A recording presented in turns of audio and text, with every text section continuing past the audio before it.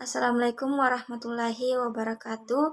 Perkenalkan, nama saya Ayu Santri dari program studi Agribisnis Fakultas Sains dan Teknologi Universitas Muhammadiyah Sidraning Rapa dengan NIM 091058098092019.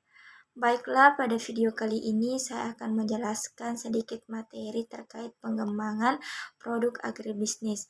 Adapun dosen pengampu pada mata kuliah ini yaitu Ibu Astrini Padapi, SPT MS. Baik, adapun pokok pembahasan pada video kali ini yaitu yang pertama ada pengertian pembangunan, yang kedua ada perhitungan pendapatan nasional, yang ketiga pembangunan sebagai perubahan sosial, yang keempat sistem sosial, yang kelima perubahan sosial dan jenis-jenisnya, dan yang keenam ada pengertian dan paradigma pembangunan. Pengertian pembangunan. Pembangunan merupakan upaya untuk menciptakan perubahan-perubahan ke arah yang lebih baik, sehingga program-program pembangunan yang dicanangkan senantiasa bersifat ide-ide pembaruan atau inovasi, baik yang berupa fisik maupun non-fisik. Perhitungan pendapatan nasional. Perhitungan pendapatan nasional dapat dilakukan dengan menggunakan 3 metode, yaitu yang pertama ada metode produksi atau nilai tambah. Pendapatan nasional ini dihitung dengan cara menjumlahkan nilai produksi barang dan jasa yang dihasilkan oleh setiap sektor produktif dalam suatu negara selama satu periode tertentu.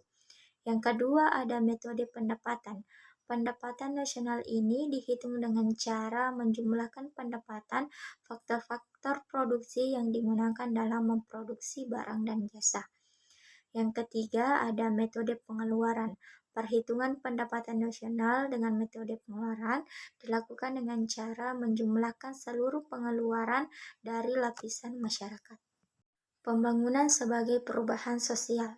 Secara teoritis, pembangunan merupakan upaya untuk menciptakan perubahan-perubahan ke arah yang lebih baik, sehingga program-program pembangunan yang dicanangkan senantiasa bersifat ide-ide pembaruan atau inovasi, baik yang berupa fisik maupun non-fisik. Program pembangunan yang bersifat fisik misalnya berupa pembangunan infrastruktur, sedangkan program pembangunan yang bersifat non-fisik misalnya pembangunan suprastruktur, dan perbedaannya manusia atau sumber daya manusia. Perubahan yang diharapkan dalam proses pembangunan pada hakikatnya adalah perubahan sosial atau social change. Sistem sosial. Dalam proses komunikasi pembangunan, sistem sosial merupakan target atau sasaran dari perubahan yang akan diciptakan. Sistem sosial dapat didefinisikan sebagai suatu kumpulan unit yang berbeda secara fungsional dan terikat dalam kerjasama untuk memecahkan masalah dalam rangka mencapai tujuan bersama. Perubahan sosial dan jenis-jenis perubahan sosial. Perubahan sosial adalah proses di mana terjadi perubahan struktur dan fungsi suatu sistem sosial.